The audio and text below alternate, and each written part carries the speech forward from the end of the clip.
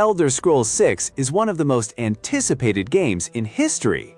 Bethesda announced it back in 2018 with a 36-second teaser that showed nothing except some mountains and a logo, and the gaming community has been collectively losing its mind ever since.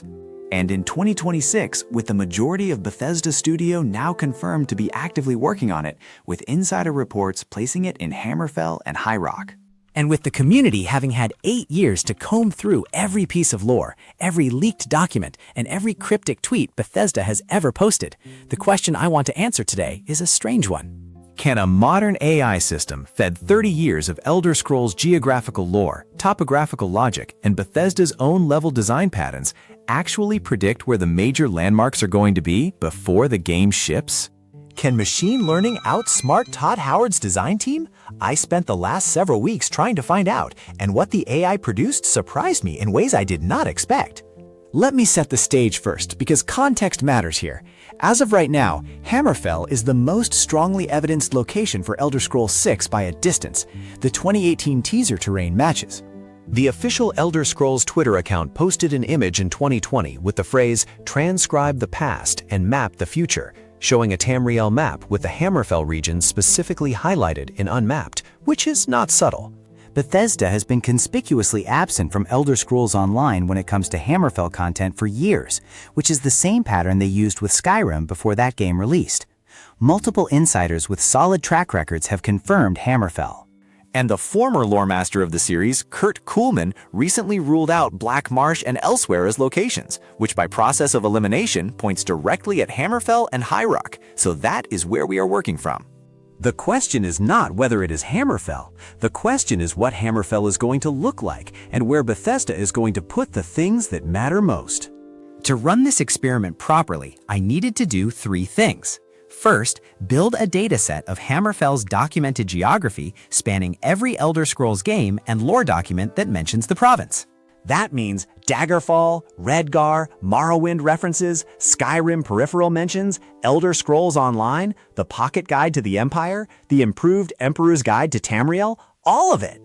Second, identify which locations within Hammerfell carry enough lore weight that Bethesda would be forced to address them in a mainline game. The Adamantine Tower, the buried Dwemer city of Volenfell, the city of Sentinel, the Alik'r Desert as a biome anchor, the Dragontail Mountains, Stros Mackay as an island off the southern coast. Third, use what we know about Bethesda's level design philosophy, specifically how they position major landmarks relative to player pathing, resource distribution relative to city proximity, and how they handle dungeon placement in open terrain, to ask the AI whether the lore-established coordinates make design sense. And then compare everything against community theory, against the 2018 trailer terrain, and against the leaks we've had since. Let's start with the location that is simultaneously the most exciting and the most cosmically significant thing in all of Elder Scrolls lore, the Adamantine Tower. If you are not familiar, the Adamantine Tower, also known as Adamantia or Tower Zero, sits on the Isle of Balfira in the Iliac Bay, the large body of water between the southern coast of High Rock and the northern coast of Hammerfell. Lore-wise, this is not just the oldest structure in Tamriel, this is the oldest structure in existence, period. The Aedra, the gods, built it before the creation of Mundus itself, as a meeting place for the divine convention that determined the laws of reality.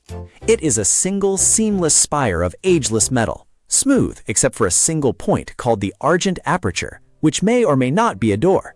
It has no seams, it has no construction joints, it simply exists, as if it was always there, because according to Elder Scrolls lore, it essentially was. When I fed this into the AI, alongside topographical data of the Iliac Bay and Bethesda's track record for handling mythically significant structures, the output was immediate and interesting. The AI placed the Adamantine Tower on the Isle of Balfira, which is correct per lore, but then did something unexpected.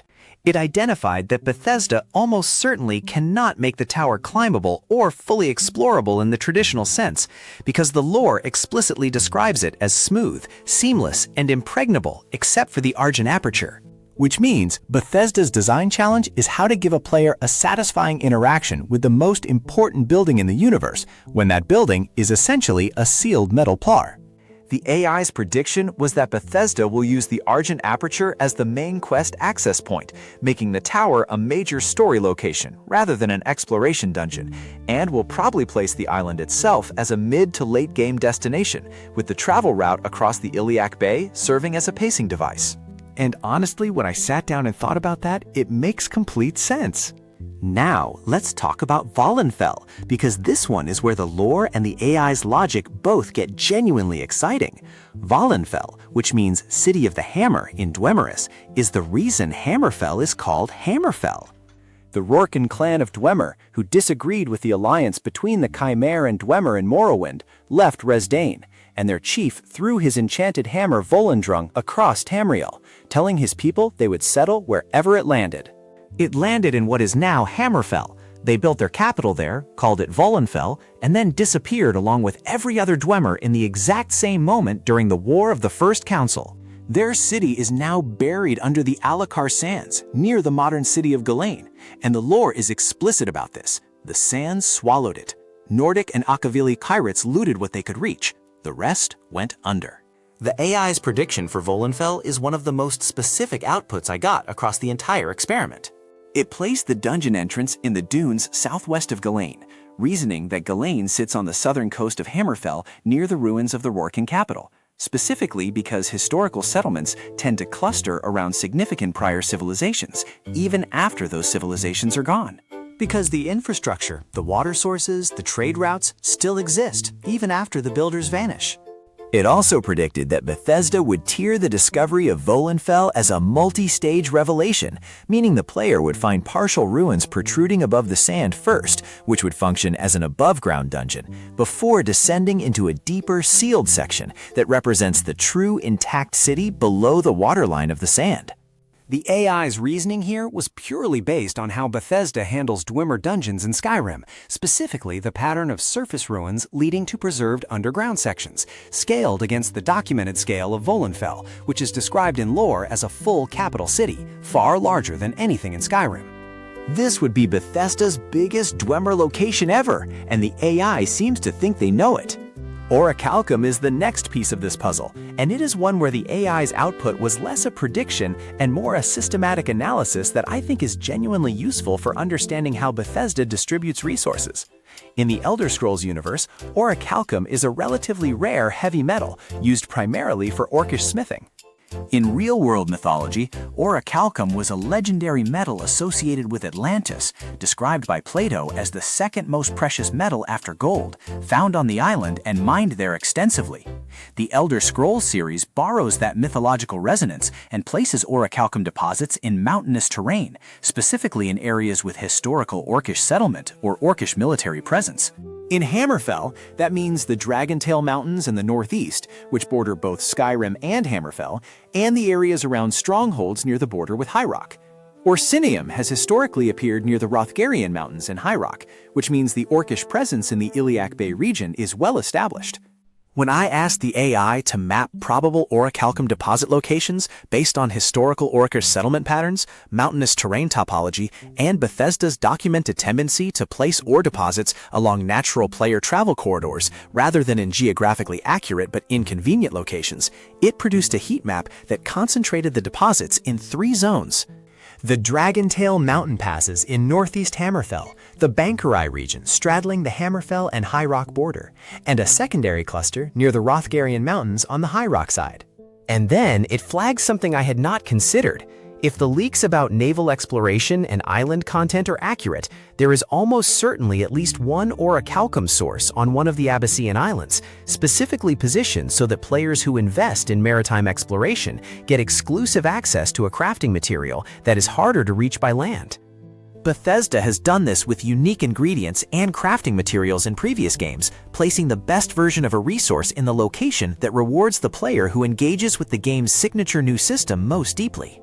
Let me talk about Sentinel, because it is probably the most important city in Hammerfell, and the one that Bethesda is going to have to get exactly right.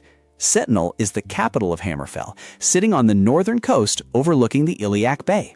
It was originally built as a military outpost to defend against orcish incursion, expanded by the Red Guards into a full trading city, and by the 4th Era, it is the dominant political power in the province.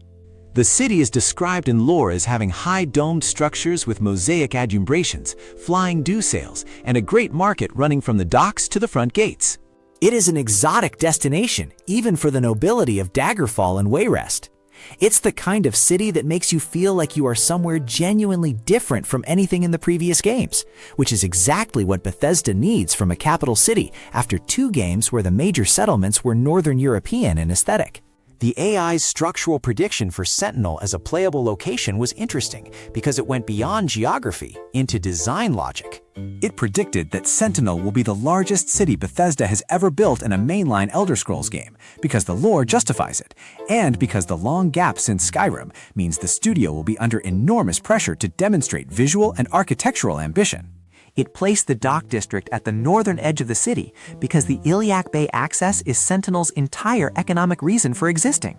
It flagged that the market, described in lore as a great market leading from the docks to the front gates, would almost certainly be implemented as a dedicated gameplay zone with its own faction dynamics, because that kind of described urban geography is exactly the kind of structural foundation Bethesda uses when designing city layouts.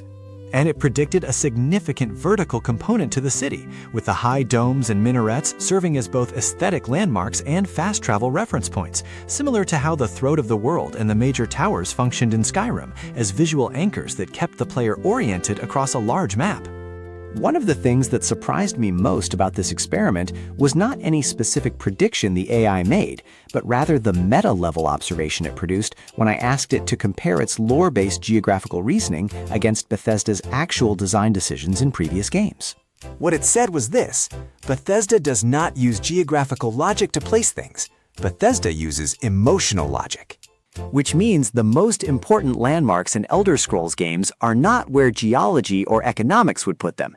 They are where the game wants you to feel something specific.